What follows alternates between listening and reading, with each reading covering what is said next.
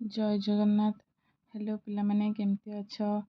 ଆଜି ଆମେ ତୃତୀୟ ଶ୍ରେଣୀର ମାତୃଭାଷାର ଗୋଟେ ବିଷୟ ଅଛି ପିମ୍ପୁଡ଼ି, ସେଟାକୁ ପଢ଼ିବା, ଯେଉଁଟାକି ଆମର 2026 ମସିହାରେ ଯେଉଁ ନ୍ୟୁ ସିଲାବସ୍ ଆସିଛି ସେଇଟାର ଯେଉଁ ମାତୃଭାଷା ଶ୍ରେଣୀ ତୃତୀୟର ମାତୃଭାଷାର ଯେଉଁ ପିମ୍ପୁଡ଼ି ଅଛି ଗୋଟେ ବିଷୟ, ସେଇଟାକୁ ଆମେ ଆଜି ପଢ଼ିବା ଆଉ ଆଲୋଚନା କରିବା, ତାକୁ ବୁଝିବା।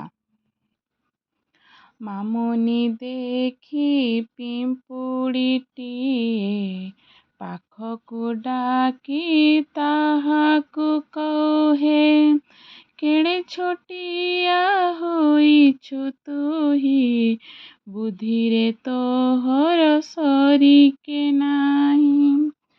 ବନ୍ଧୁ ପରିଜନ ସାଥିରେ ନେଇ, ଧାଉଁଥାଉ ତୁହି ଆହାର ପାଇଁ, ବଳକା ଦରବ ସାଇତି ଦେଉ, ଝଡ଼ି ବରଷାରେ ବସିକି ଖାଉ।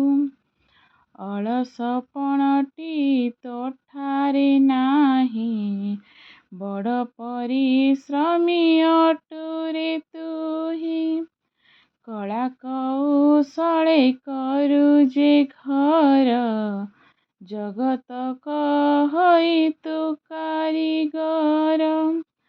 ଶୃଙ୍ଖଳାର ସହ କାମ ତୁ କରୁ, ଦଳପତି ଆଜ୍ଞା ମଥାରେ ଧରୁ, ଆଜ୍ଞାକାରୀ ପ୍ରାଣୀ ତୋ ପରି କେହି, ସାରା ସଂସାରରେ ଜଣେ ତ ନାହିଁ। ବେଳହୁଁ ସଜାଗ ଥିଲେ ରହି, ବିପଦ ପାଖକୁ ଆସଇ ନାହିଁ। ଟିକି ମୁଣ୍ଡେ ବୁଦ୍ଧି ଅମାପ ତୋର, ଭାବିଲେ ମଥାଟି ଘୂରାଇ ମୋର।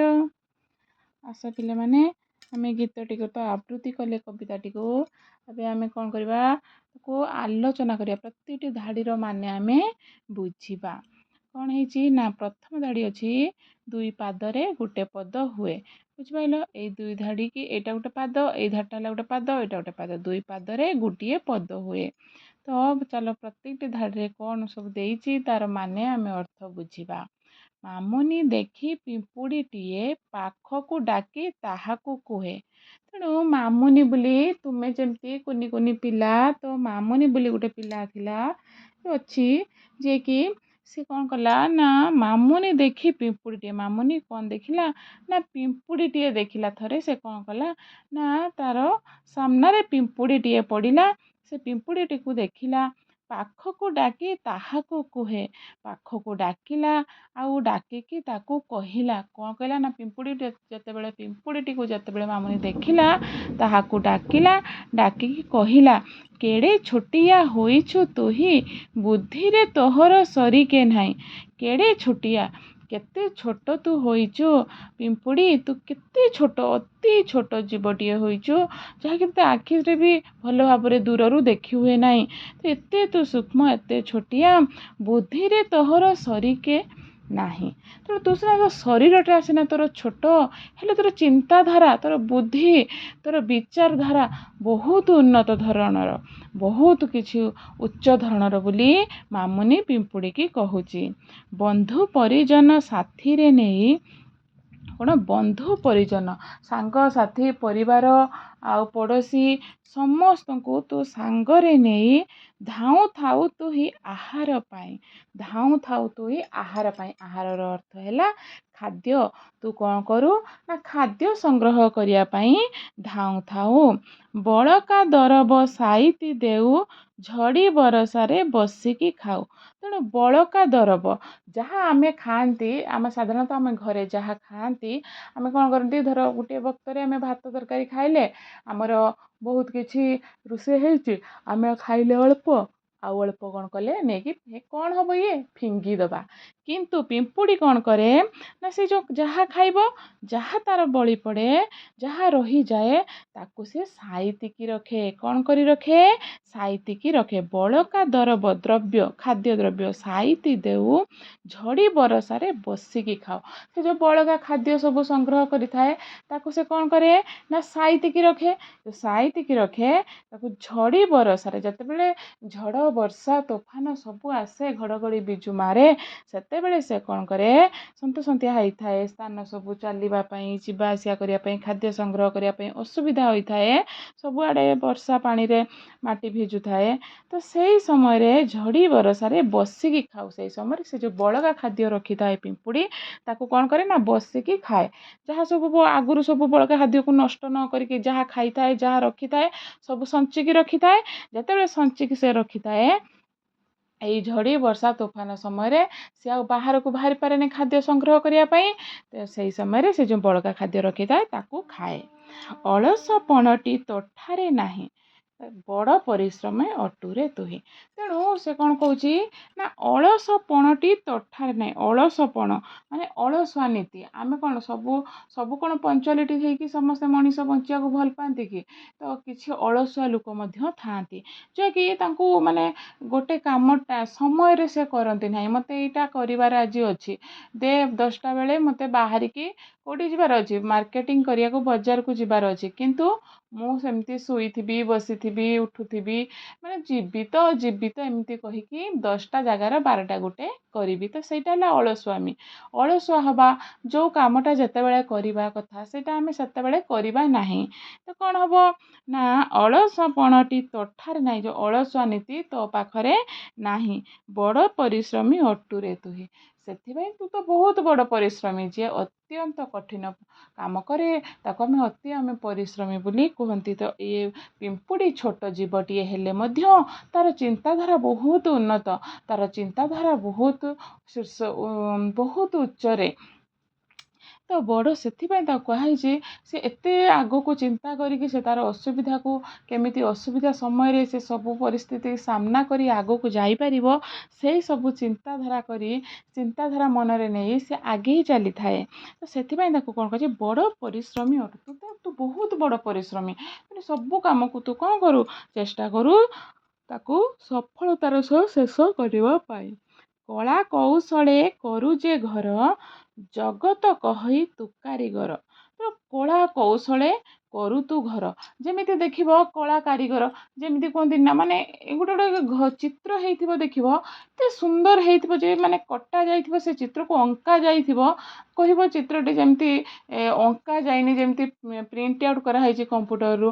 ତ ଏତେ ସୁନ୍ଦର ଭାବରେ ସବୁ ଗୋଟେ ଚିତ୍ର ଜଣେ କାରିଗର ମାନେ ଆଙ୍କିଥାନ୍ତି ନା, ଆଖି ଦେଖିଲେ ଆମ ଆଖି ଲାଖିଯାଏ। ସେ କ'ଣ କହୁଛି, ଶୃଙ୍ଖଳ କ'ଣ କହିଛି, କଳା କୌଶଳେ ମାନେ କଳାକୃତି, ଯେମିତି ବିଭିନ୍ନ ପ୍ରକାର ଚିତ୍ର କରିବା, ବିଭିନ୍ନ ପ୍ରକାର ଜିନିଷ ତିଆରି କରିବା। କାନ୍ଥରେ ସବୁ ଯେଉଁ ମନ୍ଦିରରେ ସବୁ କ'ଣ ହେଇଥାଏ ନା, ସବୁ ପଥରକୁ ଖୋଦିତ କରାହେଇକି କେତେ ସୁନ୍ଦର ସବୁ ଚିତ୍ର ଦେବାଦେବୀ ମାନଙ୍କର ଅଙ୍କା ଯାଇଥାଏ। କଳା କୌଶଳ ବୁଦ୍ଧି ବିବେକରେ କରୁ ଯେ ଘର। ତ ଘର, ପିମ୍ପୁଡ଼ି ଘର ଦେଖିଥିବ କେମିତି, ପିମ୍ପୁଡ଼ି ଘର ଦେଖିନ, ଉଇ ହୁଙ୍କା ଭଳିଆ ହେଇଥିବ। ତ ପିମ୍ପୁଡ଼ି ଘର କଳା କୌଶଳେ କରୁ ତୁ ଘର। ଏ କଳା କୌଶଳେ ବହୁ ଘର ତୁ କରୁ, ଏତେ ବୁଦ୍ଧି ଖଟେଇକି ଏମିତି ଘର ତୋର ବାସଭବନ ତୁ ତିଆରି କରୁ, ଜଗତେ କହି ତୁ କାରିଗର।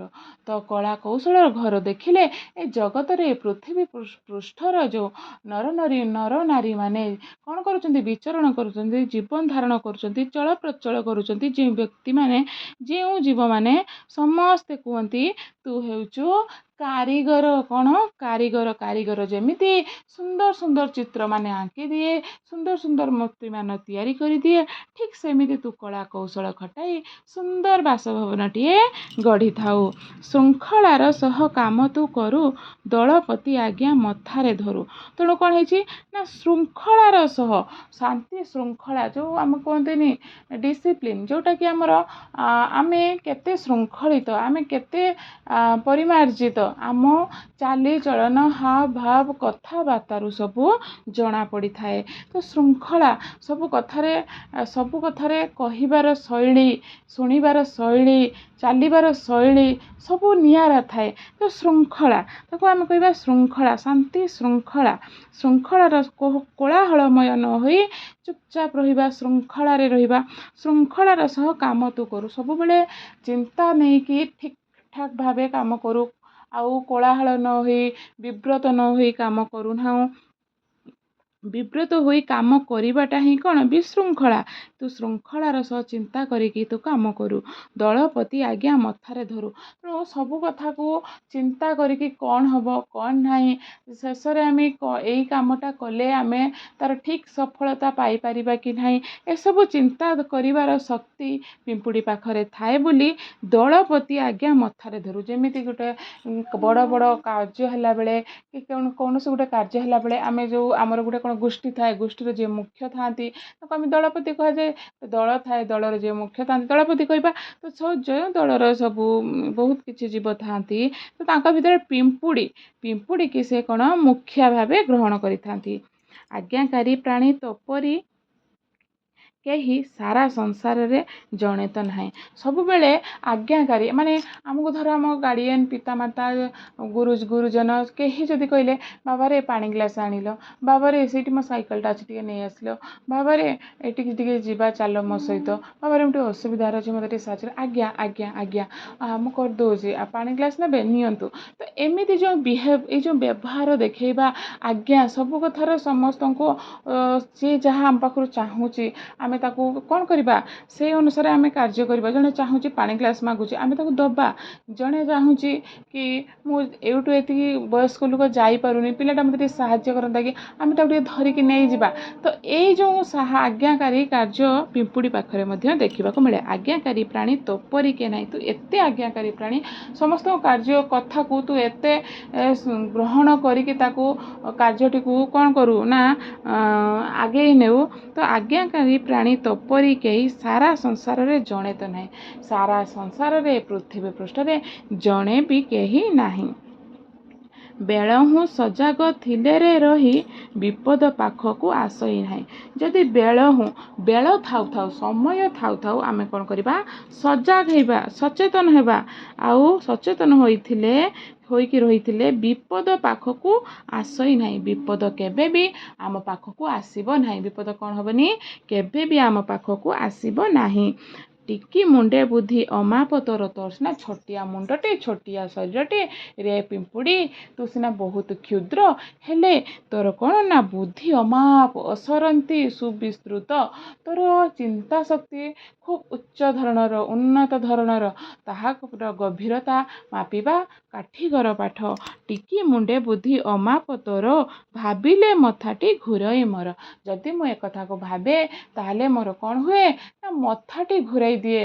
କ'ଣ ମୁଁ ଯେତେବେଳେ ତୋ କଥା ଭାବିଦିଏ, ପିମ୍ପୁଡ଼ି ଏତେ ଛୋଟ ହେଲେ ବି ଆହାର ସଂଗ୍ରହ କରିବା, ଆଉ କ'ଣ କରିବା ନା ଅଳସପଣ ତା ପାଖରେ ନାହିଁ। ବନ୍ଧୁ ପରିଜନଙ୍କୁ ସାଙ୍ଗରେ ନେଇକି କ'ଣ ଖାଦ୍ୟ ସଂଗ୍ରହ କରିବାକୁ ଯାଏ, ଶୃଙ୍ଖଳାର ସହ କାମ କରେ। ଦଳପତି ଆଜ୍ଞା ତାକୁ ବି ମଥାରେ ଧରେ। ଆଜ୍ଞାକାରୀ ପ୍ରାଣୀ ଭାବେ ସିଏ ବି ପରିଚିତ। ଆଉ କ'ଣ ବେଳ ଥିଲେ ସବୁବେଳେ ସଜାଗ ରହେ, ଆଉ ଛୋଟିଆ ମୁଣ୍ଡ ହେଲେ ମଧ୍ୟ ତାର ବୁଦ୍ଧି ଅମାପ। ସେଇ କଥାକୁ ସବୁ ଭାବିଲେ ମାମୁନିର କ'ଣ ହୁଏ ନା ମୁଣ୍ଡଟା ବୁଲେଇ ଦିଏ ବୋଲି ସେ କହୁଛି। ତ ଏଇ ବିଷୟଟି ଶେଷ ହେଲା। ତ ଆମେ ଏଇ ବିଷୟରୁ କ'ଣ ଶିଖିଲେ, ଆମେ ଛୋଟ ହେବା, ଆମେ ବି କୁନି ପିଲା, ଆମେ ଛୋଟ ହେଲେ ମଧ୍ୟ ଆମେ କ'ଣ କରିବା ନା ଆମର ସେଇ ଛୋଟ ମୁଣ୍ଡରେ ଯେତେ ବି ବୁଦ୍ଧି ଅଛି ଆମେ ତାକୁ ସେଇ ବୁଦ୍ଧିର ସଦୁପଯୋଗ କରିବା, ସଦ୍ ବ୍ୟବହାର କରିବା, ସବୁବେଳେ ଠିକ୍ କାମ କରିବା। ପିମ୍ପୁଡ଼ି ଯେମିତି ଠିକ୍ କାମ କରିଥାଏ ଆମେ ମଧ୍ୟ ସେଇଭଳି ଠିକ୍ କାମ କରିବା। ପିଲାମାନେ, ଭିଡ଼ିଓଟି ଯଦି ଭଲ ଲାଗିଛି ତାହେଲେ ପ୍ଲିଜ୍ ଚ୍ୟାନେଲକୁ ସବସ୍କ୍ରାଇବ୍ କରିବ, ଲାଇକ୍ କରିବ, ସେୟାର କରିବ।